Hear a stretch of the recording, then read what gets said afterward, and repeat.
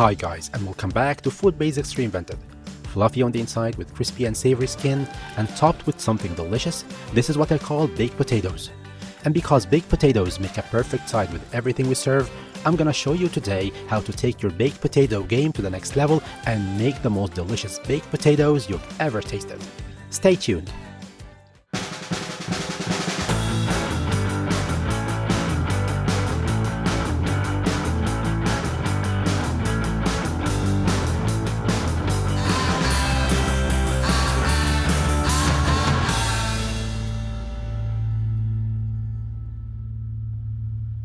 To make the perfect baked potatoes, you'll need a couple of medium or large size russet potatoes. First, we're gonna prepare the potatoes by using a fork to poke several holes all over them. This will allow the seasoning to penetrate the potatoes and release the moisture, resulting in a fluffy and incredibly delicious and tender final baked potato. Trust me guys, this simple step is the key to making the perfect baked potatoes. Now, after poking the potatoes, it's time to prepare a simple brine to season the skin. This is an essential step, because the skin is one of the best parts of a potato, especially when it's crispy. Wrapping the potatoes in foil will result in a soggy texture and a leathery skin, but with this brine and baking the potatoes uncovered, you will get the perfect balance of flavor and texture. To make the brine, add half cup of water and 2 tablespoons of salt to a bowl and mix until the salt is fully dissolved. This will give the skin a delicious salty flavor and help make it crispy. The first time I baked a potato, I bought a pack of fancy foil-wrapped potatoes from the grocery store. Baked them and the result was soggy potatoes with leathery skin, because the foil trapped the moisture inside the potatoes.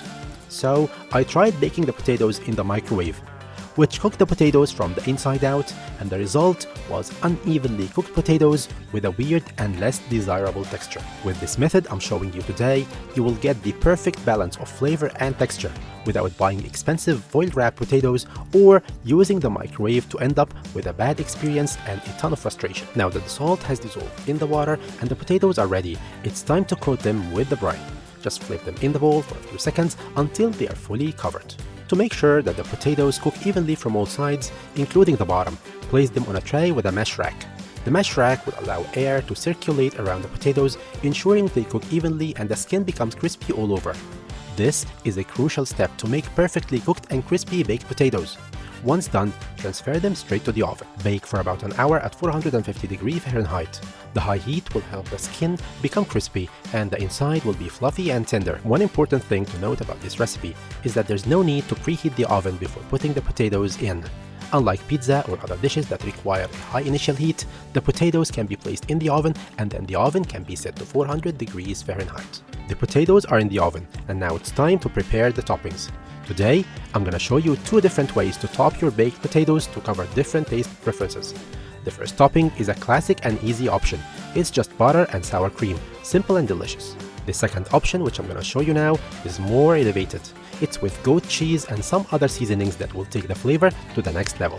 Use a handful of fresh parsley and 115 grams of goat cheese. First, place the goat cheese in a small ramekin. Then, use a sharp knife to chop the parsley in one direction. Then flip the board and chop in the other direction for a finer texture. This will give the parsley the perfect texture for this recipe. Add the chopped parsley to the ramekin with the goat cheese. Then, finely chop 1/3 to half a shallot. This quantity will be enough for about 4 potatoes. If you want to use the entire shallot to avoid waste, you'll need to double the amount of parsley and goat cheese. And you will have enough topping for about 8 potatoes. Add the chopped shallot to the ramekin and finish it off with some lemon zest. The lemon zest will add a citrusy flavor to the topping, elevating the taste and taking it to a whole new level. Use a microplaner if you have one to zest about half a lemon on top of this delicious mixture. Finally, add some sea salt, freshly ground black pepper, and a drizzle of extra virgin olive oil to make mixing easier. Mix everything together with a fork until you have an even, homogeneous goat cheese mixture that's full of flavor from the parsley, which adds a ton of freshness, the zest from the lemon, which adds a zesty flavor, and the shallot, which adds some sweetness. And of course, the salt and pepper, which will be the final touch to make everything come together. When you're done mixing, place the mixture in the fridge until the potatoes are baked. It's been an hour and the potatoes have been baking, filling my kitchen with an incredible aroma. Now it's time to take them out of the oven and check the temperature using an instant thermometer. The internal temperature should be between 205 and 210 degrees Fahrenheit for the potatoes to be perfectly cooked. Look at these potatoes, guys. They have a frosty white color on the skin, and that's because the water from the brine has evaporated, leaving only the salt on the skin. Check the temperature. Mine is about 208 to 209 degrees Fahrenheit, which is perfect because we want the internal temperature to be between 205 and 210 degrees. Now that the potatoes are cooked from the inside, it's time to crisp up the skin. The secret to making the skin crispy is to brush it with corn oil, not olive oil. Remember, you fry potatoes in vegetable oil, not olive oil, right? Corn oil will crisp up the skin and make it taste like potato chips. After brushing all sides with corn oil, put the potatoes back in the oven and bake for an additional 10 minutes. After 10 minutes, take the potatoes out of the oven and let's see what we've got here. Look at this, guys. The potatoes have transformed into a beautiful golden color and the skin is crispy and irresistible. I'm not gonna check the temperature again because I've already done it and I know that it's perfect at 210 degrees Fahrenheit. All I've done is crisp up the skin to make it even more exciting and delicious to eat. In my opinion, this is an essential step, because at the end of the day, who wants to eat a baked potato with a leathery skin? Now it's time to add the toppings, and whether it's butter and sour cream for a classic and easy way of serving baked potatoes, or the goat cheese and herb mixture for a more gourmet and flavorful experience, get ready to dig into the most delicious and irresistible baked potatoes you've ever had. To serve these potatoes, place them on a plate, then use a sharp knife to cut them open lengthwise. Then make another cut at a 30-degree angle from the first cut. Press with your fingers to open the potato and make room for the delicious toppings. Look at the steam coming out of this potato. The inside of the potato is so hot and fluffy, and the sound of the skin when I cut it is just like crackling potato chips. Place a slice of butter inside, then top with a generous amount of this delicious goat cheese, parsley, lemon zest, shallot, and spice mixture. For the other option, the classic and easy to make baked potato, just cut it open as I did with the first one. Press with your fingers to open, then add a slice of butter and top it with some delicious sour cream. This way, you can enjoy the perfect baked potatoes with two different toppings that cater to different taste preferences. Season the sour cream topped potato with some freshly ground black pepper, which is gonna add a burst of flavor and make it look beautiful with the black sprinkles on the sour cream. The sour cream and black pepper combination is a classic, and it's the perfect way to finish off this delicious and easy to make baked potato recipe.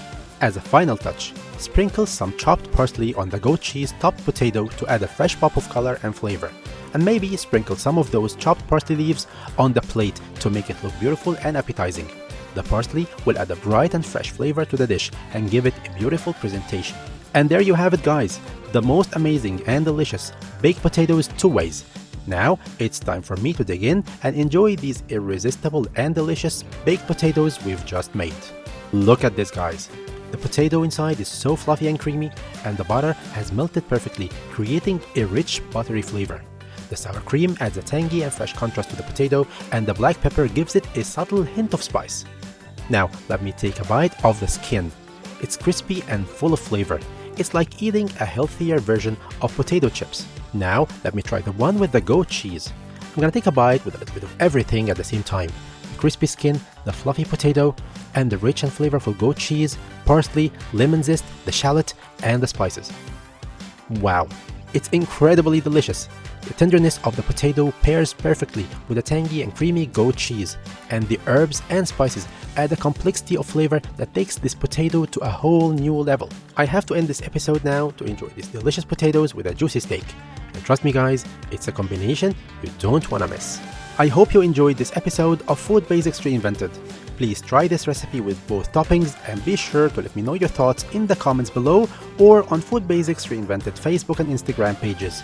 Please subscribe to the channel for more delicious recipes. Thank you so much for watching. Bon appetit!